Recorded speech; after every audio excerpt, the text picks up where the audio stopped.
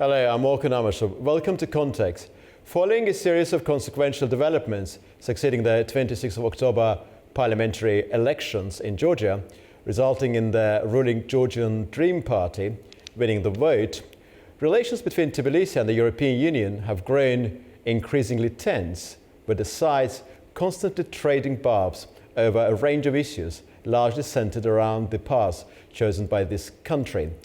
Well, Georgia's geopolitical situation is one of some delicacy, and many analysts believe that it is indeed in this delicacy that lies the root of some of its difficult and fateful decisions. Despite its declared desire to join the European Union, the incumbent government paused discussions on its bid to join the European Union until 2028 due to what Prime Minister Irakli Kobakhidze described back in November as blackmail and manipulation from Brussels, with the latter, Brussels, accusing the current authorities in Tbilisi of democratic backsliding. Nothing has changed in this ongoing deterioration of relations. On the other side, the government of Prime Minister Irakli Kobakhidze appears to be hopeful that the new administration in Washington, D.C. could potentially instigate a reset in US-Georgia relations, changing the overall dynamics. It should also be noted that by virtue of 20% of its sovereign territory, comprising the breakaway region of Abkhazia and South Ossetia, being outside the de facto sovereignty of Tbilisi, the latter has been compelled to take into account the necessity of not provoking Russia in any particular way. The latest so-called elections in Abkhazia, the region officially declared as Russian-occupied by Georgia itself and viewed as such by the overwhelming vast majority of the world community, and the circumstances surrounding the unrest in this region back in November last year, are of great import in terms of understanding the situation involving Russia's interests vis-à-vis Georgia and Tbilisi's carefully calibrated policy towards Moscow. Many analysts who are familiar with this region appear to argue that the self-declared Abkhazian entity, recognized only by a handful of states following the Russian lead, exemplifies Moscow's modus operandi as to many post-Soviet countries, including Azerbaijan during the 90s and to Ukraine from 2014 onwards.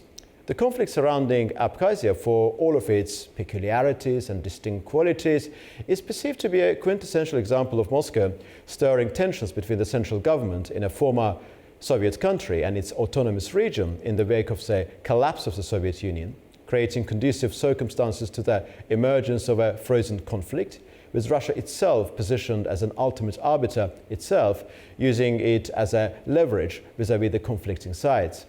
In the case of Abkhazia and that of South Ossetia, another sovereign Georgian territory, Russia went as far as to recognize their self-declared independence in 2008, subsequently pursuing the policy of integrating them into its own socio-political ecosystem. And today I'm very pleased to be joined by Petra Mamradze, former Chief of Staff for the late Georgian President Eduard Shevardnadze, former member of the Georgian Parliament, retired politician and currently assistant professor at Caucasus International University, joining from Tbilisi, Georgia. And Mr. Nika Chitadze, political analyst, professor of the International Black Sea University, also joining from the self-same city, Tbilisi, Georgia. Welcome to both of you. Thank you. Good evening. Mr. Mamradze, could you walk us through the internal dynamics within Abkhazia, the circumstances that led to these elections, and what this situation signify? Well, it can't signify much, but the point was that Abkhaz, many of them, were angry about foreigners, Russians, buying their land. And they were accusing Bzhania, who was president, so-called president for us, of course, of Abkhazia, of don't being active, etc. Bzhania resigned. Now we have these elections, but well, I cannot say it's really important because since August 2008, both Abkhazia and South Ossetia, former South Ossetia, autonomous region, they are just territories of Russia's military bases. And they are ruled directly by Kremlin, by militaries, by security forces. So whatever happens there is, let's say, important for local clans. Who is more close to that money that comes from Russia, who is in favor, who has more local power among them, among these clans, and prominent people. And Georgia, And, sorry, Mr. Mamradze, and Georgia, the central government in Tbilisi, is completely outside the dynamics involving Abkhazia at this stage. Is that so? Exactly, because Russian troops are standing there. There are Russian border guards there, so there are contacts. It's good that these contacts are not public, but there are contacts. I know people who go there from Tbilisi to Abkhazia, speak to Abkhaz, have very good friendly relations. My articles are published and distributed there from time to time, etc. But you cannot, let's say, do more because of the fact that this is territory of Russia's military bases, and Russia's leverages are very strong. If any step, from Georgian government, is not liked by Kremlin, well, the same day, let's say tomorrow, Putin can sign his decree, which is ready to be signed. All papers are there, all documents, and join South Ossetia with Northern Ossetia. So South Ossetia will become, part of Russia's federation and will get border of Russia 30 kilometers from Tbilisi. He can do it anytime, and local Ossets, they really want it to be, joined with their, part. The same about Abkhazia. Mr. From Chitadze. Abkhazia, there is agreement to be. Sorry, please carry on, sir. I thought you finalized. Yes, they don't want to be part of Russia as a region, different from Ossets, but they agree to be members of this, joint union state, like Belarusia, Russia, and Abkhazia. Okay, it could be done anytime. Not saying that Russia's tanks can just shift a bit, and in some 30, 40 minutes they can stay here in the center of Tbilisi. So one has to be very cautious. One has to understand what does it mean. And I'm happy that Georgian government, even being pressed by Ukrainians, by Americans at that time, I mean in 2022, when this war started in Ukraine, now it's your time. You go there, make this promenade, take tanks with you and artillery. I'm citing Ukrainians, official figures. This is time for you to restore your territorial integrity. And our government, which I criticized so much for so many mistakes, made right answers. They said, even if last Russian soldier leaves Georgia's territory, and if Russians take all weapons out of Abkhazia and South Ossetia, even in this case, we would not deploy any troops, we would not use force against our Abkhaz and Osset brothers. We are just about building trust, friendship, love, etc. Only in that way, Georgia could be unified one day. When people are unified, when people really want to be together and to live in one state. We are far from it so far. I see. And Mr. Chitadze, on the basis of the description provided by Mr. Mamradze, and it looks like there is a degree of similarity between the circumstances involving Abkhazia and Donetsk and Luhansk. So those regions declared their independence, and the next step could be them being recognized by Russia, and then that recognition leading to them being integrated into Russia. So the sort of a logic there seems to have a similar linchpin. Is that so? Thank you for the question. With your permission, I would like to mention there are some similarities and there are at the same time differences. Particularly with regard to similarities, we should mention here that Russian Federation de facto annexed Donetsk and Luhansk regions of Ukraine and Crimea in 2014. But in case of Crimea or Donetsk and Lugansk region, it's where, by this way, Russian population is prevalent. We know here that the majority of the population in Crimea and in the eastern part of Ukraine, in Donetsk and Lugansk region. Yes, there are participated by Russians. First of all, their main purpose is to join to Russia and by this way to recognize themselves as a part of Russian Federation. Because we know Russia declared, for example, in case of Crimea, that Crimea was historically belonged to Russia. The Russian Empire, by the way, was fighting during the Crimea War for the defense of Crimea, etc., etc. Yes, okay.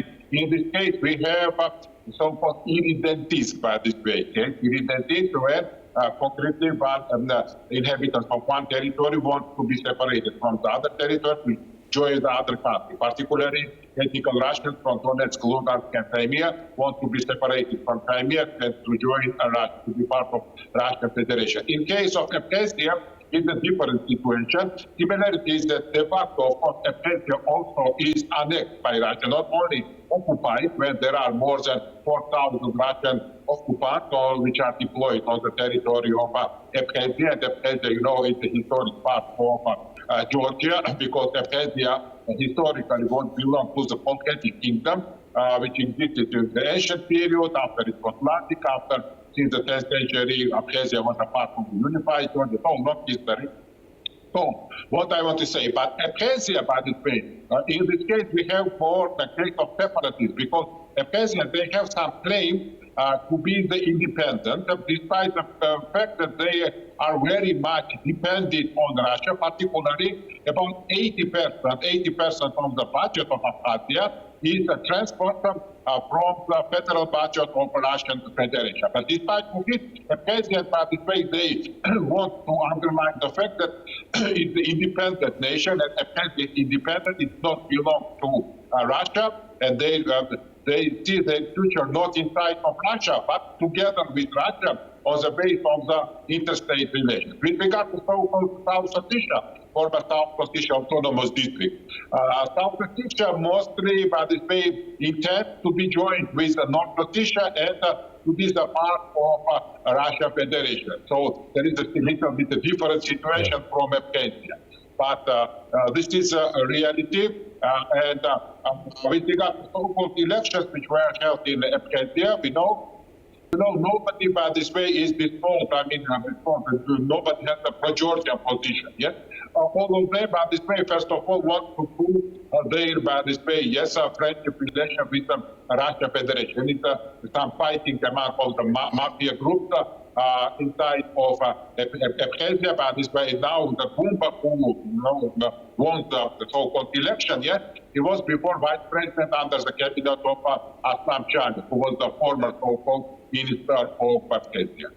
Thank you very much indeed. Indeed, of course, all different cases may be different, but we were talking about some of the underpinnings that may form that penumbra of commonality. Also about Abkhazia, Mr. Mamradze, is geopolitical situation is one of some intricacy. It is on the east coast of the Black Sea. Turkey is not far away. There is a Russian military base. What is the wider international geopolitics surrounding this region? Well, the main, let's say, event happened some 4.5 years ago in Karabakh.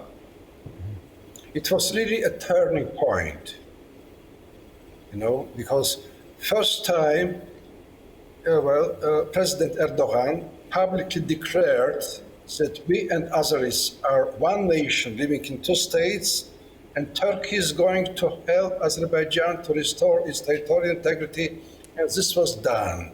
And I remember how Aliyev and Erdogan together in Baku greeted this military parade. So some prominent scientists like Mark Galeotti were even saying this is a painful end of Russia's empire in part of South Caucasia. Now, after it, the point that Georgia enjoys perfect relations with Azerbaijan and Turkey.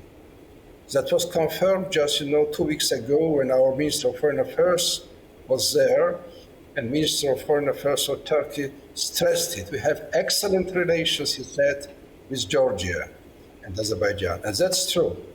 And it's very important that having this Russia's military bases and so close to Tbilisi, we and our government is able to keep excellent relations with Turkey and Azerbaijan and good relations with Armenia.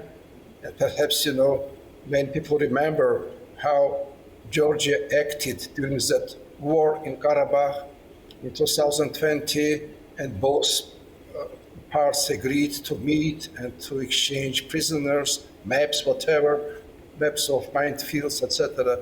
So this is a way to survive in this situation. And so far it works, and let's hope they will continue this very, as you said, well-calibrated politics, in this region.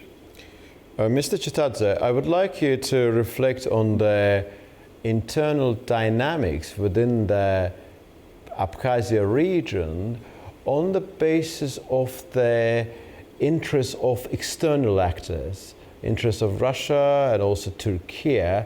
To what extent Turkey is a player in this context? Do they have any specific interest when it comes to this region? And what is the perception of this potential role in Tbilisi? Thank you for the question. With regard to the Turkey, I would like to say that we know that there is a big Abkhazian diaspora, Abkhazian and Circassian diaspora on the territory of Turkey, because we know here that within the 19th century, Russia Empire, by this way, implemented, let's say, a genocide of the Abkhazian and Circassian population. And most of them, 100,000 ethnic Abkhazians and Circassians, they were exiled on the territory of Ottoman Empire. During the two wars between Russia and Ottoman Empire. First, Crimea War, 1853-1856, and second, 1877-1878. Accordingly, by this way, it's a big diaspora, and what I want to say is that yes, they have, by this way, some interest, taking into consideration the interest of the Abkhazian diaspora. Turkish government has some interest, by this way, towards Asia. As I know that some Turkish companies were working in the field of coal industry and some contact with several hotels on the territory of Abkhazia. But despite all it, I would like to say that Turkey now is not important player in Abkhazia because Abkhazia itself, by this way, for today is very much dependent on Russia Federation. With your permission, I would like to once more repeat that about 80% of the budget of Abkhazia is formed as a result of the transferring financial resources from the federal budget of Russia Federation. Accordingly, we can say here that the main, by this way, external actor here, anyway, yes, despite the role of Turkey, but mostly by this way, it's Russia Federation. Russia Federation, which was, by this way, to strengthen its position in Abkhazia, especially after the fact that we know that before the war, before the Russian invasion on the territory of Ukraine in 2022, more than 80% of the Russian military fleet was concentrated in Sevastopol port of Crimea, Ukraine. But after the fact that more than 30 military ships of Russia were destroyed by the armed forces and military fleet of Ukraine. After complete, as a result, part of those ships entered in the Ochamchira port of Abkhazia. And at the same time, Russian submarine, which has some maneuver in the Black Sea Equatorial, it stays sometimes in the Ochamchira port of Abkhazia. And particularly also we can mention here about some investments, of course, illegal investment of Russia in the region. Particularly we should mention here about starting from the functioning of the Sukhumi airport, and the direct flight between Abkhazia and several cities of Russia was established.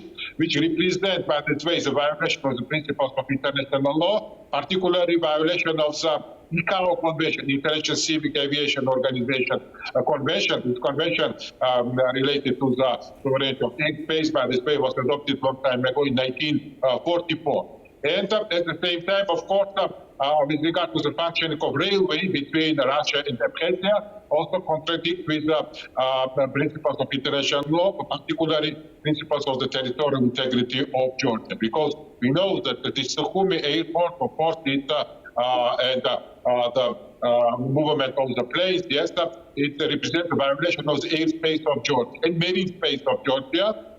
Because it contradicts with the International Convention 1982 related to the international maritime law.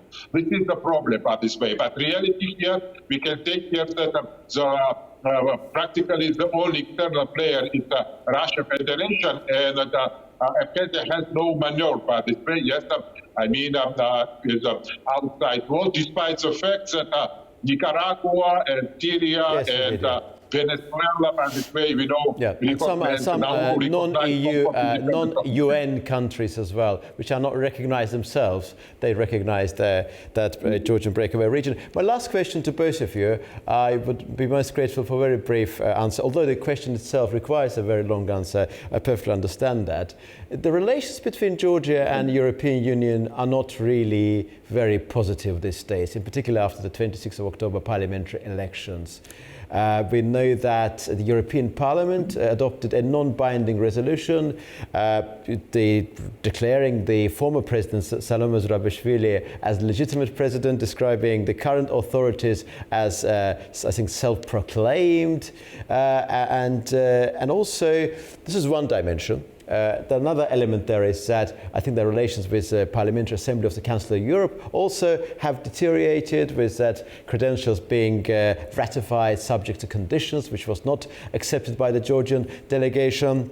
But also Donald Trump is a completely new character, and his policy in connection with Georgia could be different. And I think both Prime Minister Irakli Kobakhidze and a high-ranking official from the Georgian government have expressed their hopes that things may change. How does the future look like for Georgia when it comes to its relations with the West in general sense of the word, both EU and US? First, Mr. Mamradze, and then Mr. Chitadze, please. First of all, I want to stress that, European Union was not going to accept Georgia as a member of European Union. And in confidential private speeches, and I spoke to many representatives of European Union during many years, they were sincerely saying that, of course not, never ever was the word, because there are Russian military bases, you have no border actually, nothing about, let's say, safe border delimitation, etc. So it was a sort of a game. Very often it was like, when people are putting carrot in front of the nose of donkey and saying, you just go, go, go, and the carrot is there. So it was not serious. The same was about NATO. And there were saying experts that Georgia is so much better, ready for NATO than all that states, even Montenegro or Macedonia or others, not saying about Albania. But they always were saying you have to work more to match, more democracy, etc., which was amazing. And then they stopped it. So ridiculous. The same was about European Union. But when this law about transparency was, adopted, I remember there were honest people. You can find them everywhere. In Brussels, Rodrigo Ballester was saying, now we face well-orchestrated, a particular campaign of intimidation of Georgian government from Brussels side. And the very bad point was that at European Parliament, they started to receive the most ominous figures of Saakashvili's sadistic regime, like Nika Gwaramie and others, and calling them, here are leaders of Georgian opposition. Come on, Strasbourg court, confirmed that Georgia's court's decisions were right, and this man is criminal, and yet even now they continue this game. Here is Georgia's opposition. Mr. Mamradze, since we are going to finish very soon, I would be most grateful if you could finalize your answer with the greatest possible respect. And also, we would like to hear from Mr. Chitadze as well. Please, yes, first finalize, and Mr. Chitadze. Yeah, so that's my opinion. Perhaps it could improve these relations, but forget about any step to full membership so far. Thank you very much indeed. Mr. Chitadze, the same question is addressed to you. Yeah, with your permission, I would like to mention that we know that according to the 78th article of the Constitution of Georgia, main foreign policy and national security priorities of Georgia is integration to the European and Euro-Atlantic structures. We at the same time should not forget that both organizations, EU and NATO, first of all, they are community of the democratic states, which are based on the principles of the rule of law, free market economy, democracy, and fundamental principles of the human right. Unfortunately, we know that under the authority of the so-called Georgian Dream, the democratic situation in Georgia was mostly deteriorated, related to the violation of the election, during the election process on October 26 and of 2024. Accordingly, no democratic country recognized this way the elections as legal, and no democratic country recognized these de facto authorities in Georgia as legal. Accordingly, we can mention here that when in Georgia the situation related to democracy is deteriorating, which is proved by such organizations as the Human Rights Watch, as the Amnesty International, as the Freedom House, we can mention here that Georgia, this way, is becoming more far and far from the European Union and Western democratic community, and is more approaching to the Russian Federation, country which is which has the authoritarian regime and which implements brutal aggression against sovereign country Ukraine, and before in 2008 implemented a brutal aggression against sovereign country Georgia by occupying 20% of the territory of Georgia.